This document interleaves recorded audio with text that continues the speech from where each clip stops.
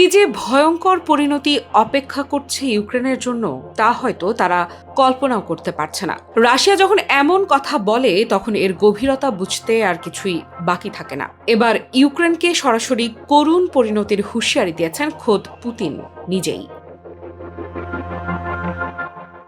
রাশিয়ার অর্থনৈতিক স্থাপনায় হামলা চালিয়ে কি নিজেদেরই বড় বিপদ ডেকে এনেছে ইউক্রেন?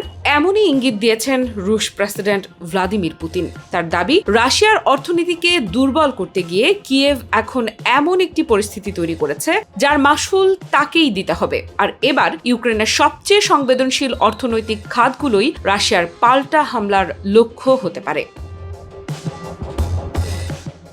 চলতি গ্রীষ্মে রাশিয়ার অর্থনৈতিক অবকাঠামোতে ড্রোন হামলা আরও জোরদার করেছে ইউক্রেন। একের পর এক হামলার লক্ষ্যবস্তু হয়েছে তেল শোধনাগার, জ্বালানি অবকাঠামো এবং অনলাইনে পণ্য বিক্রির প্রতিষ্ঠানগুলোর গুদাম। কারণ এসব খাত থেকে আসা অর্থ রাশিয়ার যুদ্ধ ব্যয় মেটাতে গুরুত্বপূর্ণ ভূমিকা রাখছে। ফলে কিয়েভের কৌশল ছিল স্পষ্ট, রাশিয়ার অর্থনীতিতে চাপ তৈরি করে মস্কোর যুদ্ধ চালিয়ে যাওয়ার সক্ষমতা দুর্বল করা। কিন্তু ইউক্রেনের এই কৌশলের ফল কি এবার উল্টো হতে যাচ্ছে? রাশিয়ার রাষ্ট্রীয় টেলিভিশনের এক সাংবাদিককে দেওয়া সাক্ষাৎকারে পুতিন এমন একটি বার্তাই দিয়েছেন যা ইউক্রেনকে ভাবিয়ে তুলেছে। তিনি বলেন, কিয়েভ রাশিয়ার অর্থনীতির ক্ষতি করতে চেয়েছিল, কিন্তু এর মাধ্যমে ইউক্রেন নিজেরাই এমন একটি পরিস্থিতি তৈরি করেছে যার পরিণতি তাদের ভোগ করতে হবে। পুতিনের ভাষায়, এখন ইউক্রেনকে তাদের সবচেয়ে সংবেদনশীল অর্থনৈতিক খাতে হামলার মুখোমুখি হওয়ার জন্য প্রস্তুত থাকতে হবে। অর্থাৎ রাশিয়া কি এবার ইউক্রেনের অর্থনীতির সেই জায়গাগুলোতে আঘাত হানতে যাচ্ছে যেগুলো সরাসরি দেশটির আয়, বাণিজ্য ও রপ্তানির সঙ্গে যুক্ত? পুতিন অবশ্য নির্দিষ্ট কোনো স্থাপনার নাম উল্লেখ করেননি। তবে তার বক্তব্যে স্পষ্ট, ইউক্রেনের হামলার জবাব এবার আরও কৌশলগতভাবে দেওয়ার প্রস্তুতি নিচ্ছে মস্কো। আর এই পাল্টা আঘাত কতটা বড় হতে পারে সেটিই এখন মূল প্রশ্ন। এরই মধ্যে ইউক্রেনের অর্থনৈতিক স্থাপনায় রাশিয়ার হামলার প্রভাব পড়েছে দেশটির কৃষি পণ্য রপ্তানিতেও। বিশেষ করে যুদ্ধের কারণে কৃষি পণ্য পরিবহন ও রপ্তানি ব্যবস্থা নানা বাধার মুখে পড়েছে।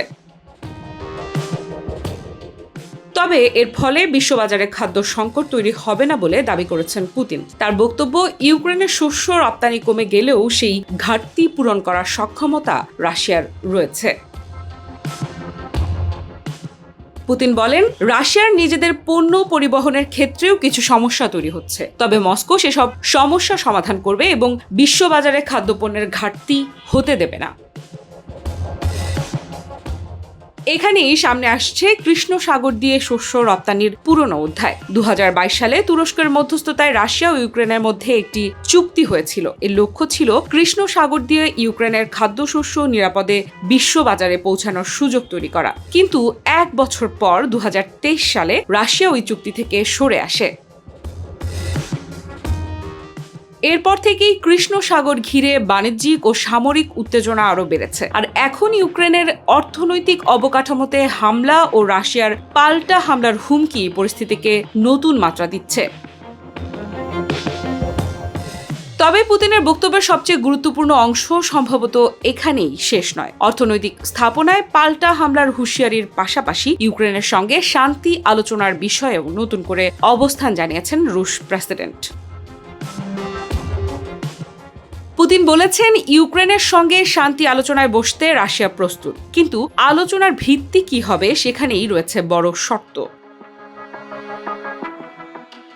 মস্কোর দাবি, যুদ্ধক্ষেত্রের বর্তমান বাস্তবতাকেই আলোচনার ভিত্তি হিসেবে মেনে নিতে হবে। অর্থাৎ যুদ্ধের মাধ্যমে রাশিয়া যেসব ইউক্রেনীয় এলাকায় নিয়ন্ত্রণ প্রতিষ্ঠা করেছে সেগুলোর বাস্তবতাকে আলোচনায় স্বীকার করতে হবে। অন্যদিকে মধ্যস্থতাকারীদের মাধ্যমে ইউক্রেন যেসব প্রস্তাব দিয়েছে সেগুলোকে অবাস্তব ও অদ্ভুত বলে মন্তব্য করেছেন পুতিন।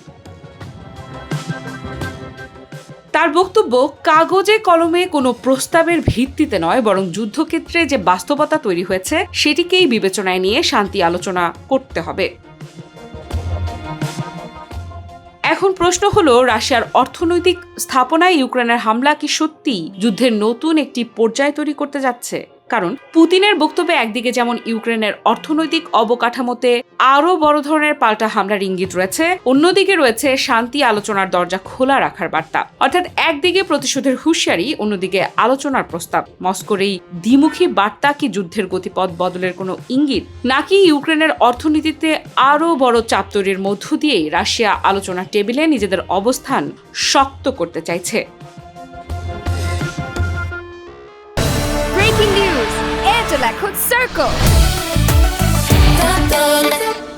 ভ্লাদিমির পুতিনের হুঁশিয়ারিতে একটি বার্তা স্পষ্ট। রাশিয়ার অর্থনীতিতে আঘাতের জবাব এবার শুধু সামরিক লক্ষ্যবস্তুতে সীমাবদ্ধ নাও থাকতে পারে। ইউক্রেনের অর্থনীতির সবচেয়ে স্পর্শকাতর জায়গাগুলোই হতে পারে পরবর্তী সংঘাতের কেন্দ্রবিন্দু। আফ্রিদা ইফরাত, নিউজ 24।